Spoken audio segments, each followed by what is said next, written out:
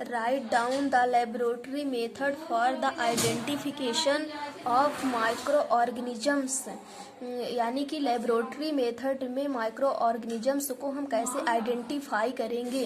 फिर दूसरा क्वेश्चन क्या है, how we can identify the microorganisms in the laboratory. इसका भी वही अर्थ हुआ। फिर क्या है, जनरल कैरेक्टरिस्टिक ऑफ माइक्रोब्स, यानी कि माइक्रोब्स के जनरल कैरेक्टरिस्टिक क्या है। यदि ये तीनों क्वेश्चन आते हैं तो इन तीनों का आंसर एक ही होगा। फिर इसके आंसर,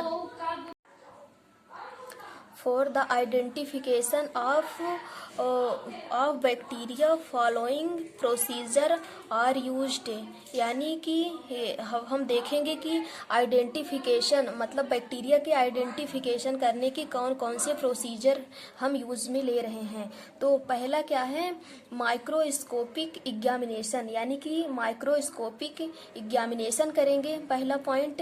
यानी कि हम माइक्रोस्कोप में उसको देखेंगे और आइडेंटिफाई करेंगे। दूसरा पॉइंट है मोटिलिटी करेंगे, मोटिलिटी देखेंगे कि वह माइक्रो ऑर्गेनिजम्स मूव कर रहा है कि नहीं कर रहा है। तीसरा पॉइंट है स्टैनिंग यानी कि हम उसमें कलर डालेंगे। यदि उसमें कलर चढ़ रहा है तो उसे हम क्या बोलेंगे, ग्राम पॉजिटिव है कि ग्राम नेगेटिव है। तो इसमें स्टैनिंग में बहुत सारे सब पॉइंट हैं जिसको हम देखेंगे कि क्या है। पहला पॉइंट क्या है, सिंपल स्टेन। दूसरा है निगेटिव स्टेनिंग। तीसरा है इम्प्रेग्नेशन मेथड और चौथा है डिफरेंशियल स्टेन। चौथा पॉइंट है कल्चर करेक्टर।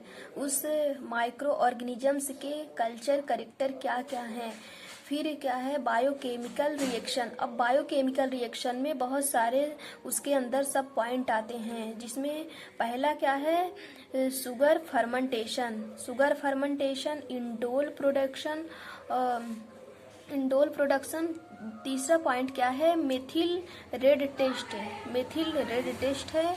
और चौथा पॉइंट क्या है, बोगस प्रोस्कर टेस्ट।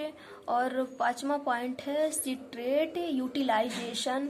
फिर है नाइट्रेट रिडक्शन। और सातवां पॉइंट क्या है, यूरिएज टेस्ट।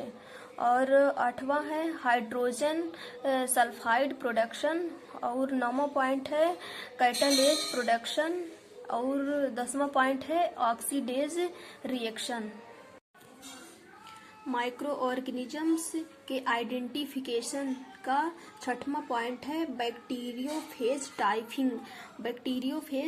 टाइपिंग है। 7वां पॉइंट है पैथोजेनेसिटी।